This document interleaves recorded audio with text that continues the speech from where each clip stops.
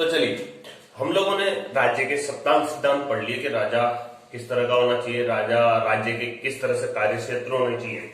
अब हम पर्टिकुलर एक राज्य की बात करने के बाद अब हम बात करेंगे किसकी, एक राजा की बात करेंगे। राजा कैसा होना चाहिए, हमने बात की लोकप्रिय होना चाहिए। राजा कैसा होना चाहिए, जन कल्याण के बारे में सोचे। राजा कैसा होना चाहिए, अपने राज्य के बारे में सोचे, उसकी सुरक्षा को मद्देनजर रखते हुए हर कार्य करें। अब हम बात करेंगे कि राजा के एक्चुअल में कार्य कौन कौन से हैं, राजा कौन कौन से कार्य करता है, राजा के इंपॉर्टेंट वर्क कौन कौन से हैं, और राजा का जो कार्य क्षेत्र है वो क्या क्या होता है, कहां कहां तक होता है, यानी वो किस किस लेवल तक राजा का कार्य क्षेत्र होता है, उसके बारे में बात करेंगे। तो सबसे पहली अगर हम इंपॉर्टेंट बात करें तो वो ये है कि राजा की सबसे पहली प्रायोरिटी होनी चाहिए उसकी प्रजा, यानी जो हम किंगडम के लोग हैं वो उसकी प्रायोरिटी होनी चाहिए। तो सबसे पहली बात तो कि उनकी बात करेंगे सुरक्षा की, ठीक है। किसकी बात करेंगे, रक्षा की, या हम बात करेंगे उनकी सुरक्षा की। तो सबसे पहले प्रजा की क्या होनी चाहिए, रक्षा या सुरक्षा होनी चाहिए। सबसे इंपॉर्टेंट बात हो गई कि राजा का कर्तव्य है, राजा बहुत जरूरी है कि राजा क्या करे, सभी की सुरक्षा करे। दूसरा हो गया प्रजा का पालन एवं लोक कल्याण की नीति अपनाए, या अपनाए, प्रजा पालन करे, प्रजा का पालन करे, प्रजा का खिलाना पिलाना, हर बुरी स्थिति में प्रजा का कल्याण करना, प्रजा की व्यवस्थाएं देखना राजा का परम कर्तव्य है। और क्या करना, प्रजा का पालन भी करेगा, जरूरत के समय उन लोगों की मदद भी करेगा, जरूरत के समय टैक्स को कम भी करेगा। देन लोक कल्याण यानी प्रजा का कल्याण करने की पूरी पूरी जो जिम्मेदारी होती है एक राजा की होती है, क्योंकि वही थोड़ी देर पहले हमने बोला था कि वही क्या होता है, स्वामी होता है। यानी जिस तरह से घर में एक मुखिया की जिम्मेदारी होती है पूरे घर को प्रॉपर तरीके से बिना किसी लड़ाई झगड़े के पूर्ण व्यवस्थित तरीके से चलाना, वही काम क्या होता है, राजा का होता है, पूरे के पूरे राज्य पूरी प्रजा के लिए। तो प्रजा पालन बहुत जरूरी है, लोक कल्याण की नीति अपनाना ये राजा का परम कर्तव्य है। प्रशासनिक व्यवस्था का निर्वाह करना, यानी जो प्रशासनिक एडमिनिस्ट्रेशन मैनेजमेंट जो जितना भी है, यानी जितना भी एडमिनिस्ट्रेशन है यानी व्यवस्थाएं हैं, प्रशासनिक व्यवस्थाएं, रूल्स रेगुलेशंस, किस तरह से नियमों से चलना है, किस किस तरह से चलना है, क्या क्या व्यवस्थाएं देखनी है, पूरा का पूरा राज्य जो होता है उस व्यवस्थाओं का निर्वहन करने की जिम्मेदारी भी किसकी होती है, ये भी होती है राजा की। कि पूरा का पूरा मैनेजमेंट और एडमिनिस्ट्रेशन संभालना होता है राजा को, उसी की देखरेख में सब कुछ होता है।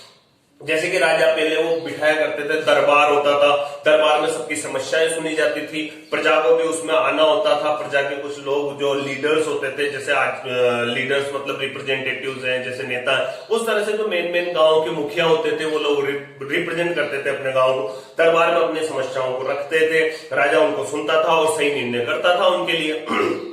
इसी तरह से विदेश नीति की बात कर लें, या फिर मित्र राष्ट्रों की बात कर लें, या फिर क्या पर कौन सी समस्याएं हैं, मंत्रीगणों से ये चर्चाएं होती है, सब चीजें दरबार में होती थी। तो यही चीजें हैं कि राजा अपनी प्रशासनिक व्यवस्थाओं का निर्वाह किस तरह से करता है, ये बहुत इंपॉर्टेंट है। अर्थव्यवस्था का निर्वहन, और अर्थव्यवस्था यानी वहां की जो इकोनॉमी है, कहां की जो उसका राज्य है उसकी जो इकोनॉमी है, उनके बेसिस क्या क्या है, उनमें सबसे ज्यादा आय कहां से होती है, कम आय कहां से होती है, किस तरह की व्यवस्थाएं हैं, उसको भी अर्थव्यवस्था का निर्माण, जो अपना कोष है यानी कोष मतलब खजाना है, वो कितना भरा हुआ है, कितनी जरूरत है, कितना आगामी समय के लिए, यानी दूरदर्शिता रखते हुए राजा को क्या करना चाहिए, उसका संचालन करते हुए या उसका निर्वहन करते हुए चलना चाहिए। किसको, इकोनॉमी या अर्थव्यवस्था को। ये भी राजा का सबसे इंपॉर्टेंट कार्य में से है। इसके बाद सामाजिक व्यवस्था, ये तो हो गया आपका जैसे प्रशासनिक एडमिनिस्ट्रेशन की जो होगी, एडमिनिस्ट्रेशन आपका किस तरह से है, मैनेजमेंट कैसे है। देन इसके बाद सोसाइटी के प्रति भी उसके बहुत सारे दायित्व होते हैं कि सामाजिक व्यवस्था कैसी है, सोसाइटी की व्यवस्था कैसी है, जिन लोगों को आपने सोसाइटी का मुखियाओं को या जिन लोगों को ध्यान रखने के लिए छोड़ा हुआ है वो अपनी प्रजा को परेशान तो नहीं कर रहे हैं, प्रजा किस तरह से रन कर रही है, सर्वाइव कर रही है, सब लोगों तक भोजन पानी व्यवस्थाएं घर सारी चीजें पहुंच रही कि नहीं पहुंच रही, ये सारी चीजों की जिम्मेदारी भी एक मुखिया की, एक राजा की की होती है, एक स्वामी की होती है। तो सामाजिक व्यवस्था का निर्वहन किस तरह से राजा कर रहा है, ये भी एक इंपॉर्टेंट बात है। ये भी देखने वाली बात है कि राजा के कार्य और कार्य क्षेत्र में ये भी शामिल है। साथ ही साथ हम बात करेंगे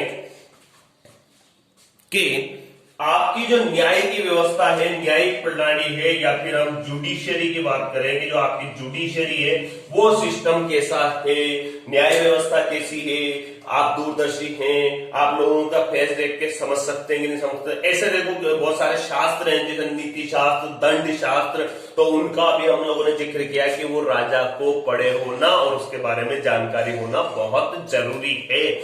ठीक है, तो वो यही चीजें हैं कि उसमें न्याय व्यवस्था की समझ होनी चाहिए, जुडिशियरी सिस्टम उसका बहुत स्ट्रांग होना चाहिए, क्योंकि राजा ही अपना क्या है कि जो क्या देता था, निर्णय देता था, उसी के अकॉर्डिंग राज्य में दंड व्यवस्था चल रही है।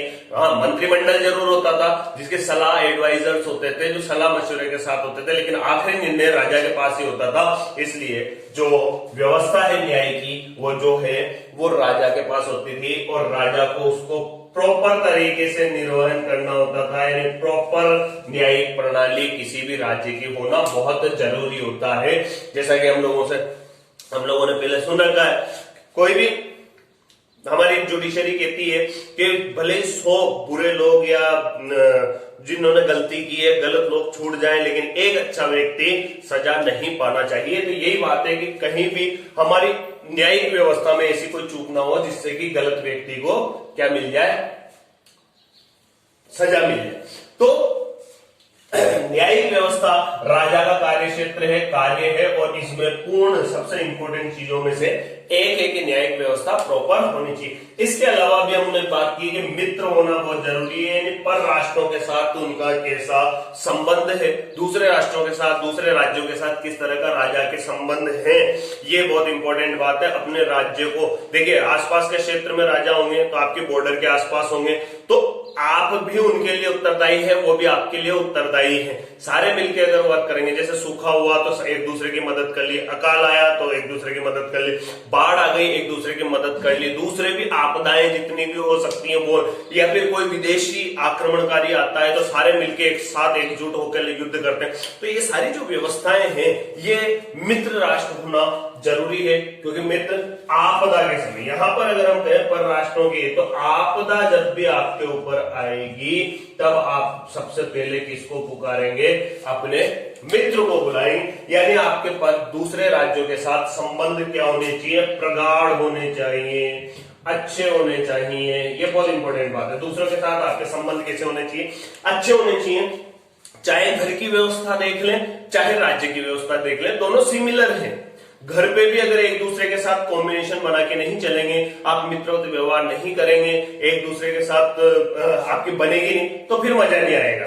कहीं ना कहीं एक दूसरे के आप हितैषी नहीं होंगे, फिर आप लोग एक दूसरे के क्या अहित के बारे में सोचेंगे। तो वहीं पर यही बात है कि एक राजा जो पर राष्ट्रों के साथ अगर अच्छे से संबंध बना के चलता है और उनका संचालन प्रॉपर मैनर में करता है, तो वो राज्य बहुत ही अच्छे तरीके से क्या करता है, सर्वाइव करता है, अच्छे तरीके से चलता है। तो ये कुछ कार्य क्षेत्र थे जो कि राजा के कार्य क्षेत्र में आते हैं, और राजा के कार्य हैं जो कि ये 7 टाइप्स के हैं, 7 तरह के हैं, जिसमें राजा के कार्य क्षेत्रों को दिखाया गया। अब हम बात करते हैं राजा का सत्ता पर नियंत्रण किस तरह से होता है।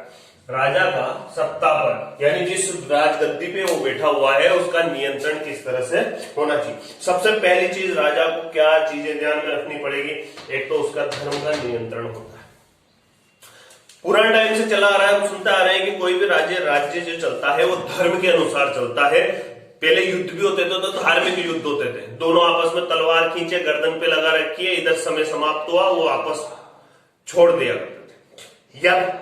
या फिर इस तरह से होता था कि कोई घायल गिरा है, विरोधी सेना का है, दूसरे पक्ष का है, लेकिन घायल व्यक्तियों को भी क्या उठा के लेके जाते थे, उनकी सही से चिकित्सा दिया करते थे। तो ये चीज थी कि धर्म युद्ध, इसी को कहते हैं कि हमारा जो धर्म है हमें क्या सिखाता है, एक दूसरे के साथ। युद्ध एक अलग चीज हो गया, ठीक है, युद्ध अलग चीज है, लेकिन युद्ध में घायलों को इनको देखना, दोनों का पानी पिलाना, ये सारी व्यवस्थाएं अलग होती हैं। तो इस चीज को हम लोग देख रहे हैं कि धर्म का नियंत्रण जो होता है, यानी राजधर्म को पालन करना, ये राजा का प्रमुख कर्तव्य होता है, किसी भी राज्य का कर्तव्य होता है। तेज बोल रहे हो।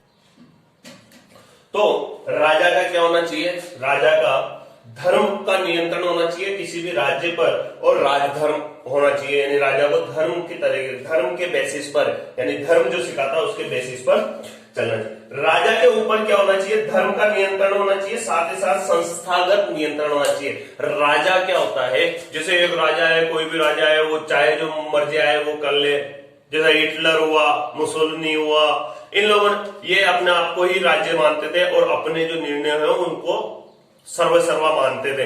तो ये अच्छी बात नहीं थी। एक राजा को इस तरह से निरंकुश नहीं होना चाहिए, अहंकारी नहीं होना चाहिए। इस बात का यहीं पर बता रहे हैं कि धर्म का नियंत्रण होना चाहिए, यानी धर्म में बंधे होना चाहिए।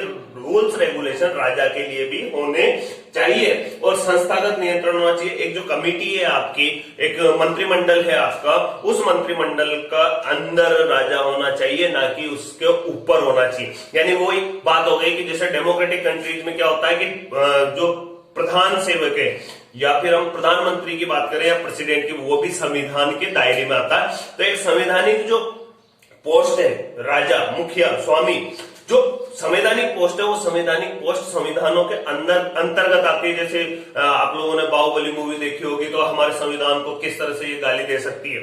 माहिष्मती साम्राज्य जो बहुत बड़ा किंगडम हुआ करता था, उसकी भी राजतंत्र व्यवस्था आप देखें कि उसका जो मुखिया है, स्वामी है, वो उनकी राजमाता होती है, और वो ही राज्य को संचालन, राज्य का संचालन और देखरेख की जिम्मेदारी उसी की होती है। तो वहां से हम कनेक्टिविटी ले सकते हैं कि एक तो धर्म, यानी किसमें मेरा वो क्या डायलॉग था, आप लोगों को ज्यादा बेटर होगा याद, कि धर्म मेरा जो क्या बोलती है वो आप लोगों को याद होगा, कमेंट बॉक्स में आप बता सकते हैं कि कौन सा डायलॉग था वो, कि मेरा धर्म ही है मेरा शासन, कुछ इस तरह का, कुछ शपथ ही है शासन, इस तरह का कोई डायलॉग था।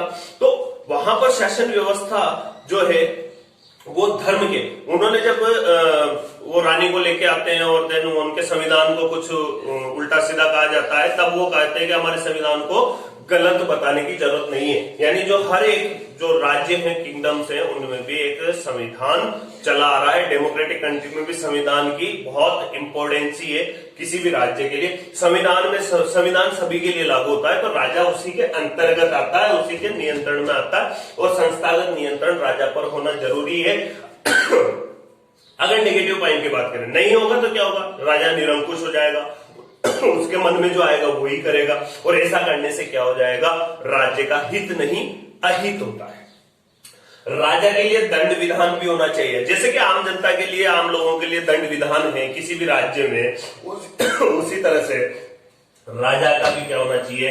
दंड विधान होना चाहिए। यानी राजा भी दंड विधान के दायरे में होना चाहिए। अगर राजा से कोई गलत कृत्य होता है तो जिम्मेदारी बनती है किसकी? इस संस्था की, कि राजा को भी उतना ही दंड दे जितना आम जनता को। और राजा एक जिम्मेदार पोस्ट पे है, तो ऐसा मनुस्मृति में लिखा हुआ है कि राजा को तो 100 गुना या 100 ज्यादा क्या करना चाहिए? उसको दंड मिलना चाहिए राजा को, क्योंकि वो समझदार व्यक्ति है, वो जिम्मेदार व्यक्ति है, वो सर्वे सर्वा है, फिर भी उससे गलती हुई है, तो राजा के लिए भी दंड विधान होना चाहिए। और साथ ही साथ राजा के व्यक्तिगत गुण बहुत इंपॉर्टेंस देते हैं भाई। किसी भी राज्य की सत्ता को चलाने के लिए राजा के व्यक्तिगत गुण कैसे होने चाहिए? राजा भोग विलासी तो नहीं, राजा के संस्कार कैसे हैं, राजा किस तरह का हो गया, है ना, भोग विलास में डूबा है, नीतियां कुछ नहीं बना रहा है, तो इस तरह का राजा नहीं। एक अच्छे राजा, एक लोकप्रिय राजा होना चाहिए, प्रजा का पालक होना चाहिए, प्रजा की के बीच में रहकर उनकी तकलीफों को सुनने वाला होना चाहिए, अच्छे तरीके से क्या व्यवस्था, न्याय व्यवस्था और सुनकर तर्क विद्या अच्छी होनी चाहिए, तर्क लेने की क्षमता है, डिसीजन पावर बहुत अच्छी होनी चाहिए, प्रशिक्षित होना चाहिए। राजा विभिन्न क्षेत्रों में प्रशिक्षित हो, चाहे वो युद्ध स्तर की प्रशिक्षण हो, चाहे वो पढ़ाई लिखाई, चाहे वो शास्त्र, चाहे किसी भी तरह का हो, तो उसका प्रशिक्षण व्यवस्था बहुत अच्छी होनी चाहिए राजा की। और उसकी दिनचर्या, सुबह जल्दी उठना, रात्रि को समय से सोना, और वो जो दिनचर्या है राजा का, खान पान है, तामसिक राजसिक और वो होते हैं, तो वैसा कैसा उसका दिनचर्या है वो भी होना चाहिए। जैसे सतोगुणी, तमोगुणी, रजोगुणी या सात्विक, राजसिक और वो क्या होता है, 3 तरह के होते हैं। तो सात्विक हो गया और राजसिक हो गया और एक और होता है वो तामसिक। ठीक है, तो वो प्रवृत्तियां या रजोगुण वो गुण होते हैं, सतगुण, रजोगुण, तमोगुण। तो इस तरह की जो है कि दिनचर्या में किस तरह का राजा है, इस चीजों का भी हम लोगों को ध्यान रखना होगा, देखना होगा कि राज्य का जो नियंत्रण है वो राजा पर भी होता है, उसके व्यक्तिगत गुण, प्रशिक्षण और उसकी दिनचर्या किस तरह की है, इन बातों का ध्यान रखना होगा। एक विज्ञान जो आपके सोलेटर जो है, B.A. सोलेटर, एक बहुत अच्छे राजनीतिक विज्ञान के जो फॉरेन कंट्री के हुए हैं, तो वो लिखते हैं, इनके अनुसार अगर हम देखें तो B.A. सोलेटर के अनुसार, ये बार बार आएगा आपके राजनीति में, बार बार ये नाम सुनने को मिलेगा आपको। तो इनके अनुसार अगर हम देखें तो जनता राजा को गद्दी से उतार भी सकती है। जैसे अगर हम लोग देखें तो अभी चुनावी माहौल होता है, चुनाव में क्या होता है कि 5 साल आपने क्या वर्क किया, इस बेसिस पर जनता अपने अगली बार के इलेक्शंस पर वोटिंग करती। यानी क्या हो गया, जनता को अगर आपका लीडर अच्छा लगता है, आपका जो लीडर है यानी लीडर रिप्रेजेंटेटिव, यहां पर लीडर राजा है, ठीक है, तो अगर अच्छी लगती है आपके कार्यशैली, आपके कार्य करने के तरीके, प्रजा के प्रति क्या आप सोच रहे हैं, अगर ये अच्छा लगता है तो अगली बार भी आपको वोट दिया जाएगा, नहीं तो जनता आपको क्या कर देगी, उस गद्दी से उतार देगी। सेम टू सेम सोलेटर कहते हैं कि जनता राजा को क्या कर सकती है, अगर उसका अच्छा बर्ताव नहीं है, अच्छा तरीके का शासन नहीं है, तो वो क्या कर सकती है, उसको गद्दी से उतार सकती है। और चाहे तो उसे क्या कर सकती है, गद्दी से तो उतार ही सकती है, मार भी सकती है। ये जनता के पास पावर है। आज के समय नहीं है, क्योंकि कोई भी किसी भी तरह का क्राइम नहीं कर सकता है। हमारे संविधान में किसी को भी इतनी आजादी नहीं दी हुई है कि कोई भी वो संविधान के दायरे में आता है, कोई भी किसी तरह का किसी को नुकसान नहीं पहुंचा सकता। ठीक है, तो राजा को गद्दी से उतार दिया जा सकता है या फिर उसे मार सकता है। और अगर वह अपनी मूर्खता से, बेवकूफियों से या अपने गलत नीतिगत कानूनों से क्या कर रहा है, प्रजा को परेशान कर रहा है या प्रजा उससे सेटिस्फाई नहीं है, तो क्या कर सकते हैं, राजा को मार भी सकते हैं और उसको गद्दी से उतार सकते हैं, या फिर प्रजा को अगर परेशानी है। ठीक है, तो ये आप देख सकते हैं कि एक राजा के कार्य, राजा की कार्यशैलियां, राजा की किस तरह से पूरा नियंत्रण होता है, सत्ता और उसके सिद्धांत जो राजा के हैं, वो भी हम लोगों ने सप्तांग सिद्धांतों के बारे में अभी तक पढ़ा है। अभी अब पढ़ते हैं आगे।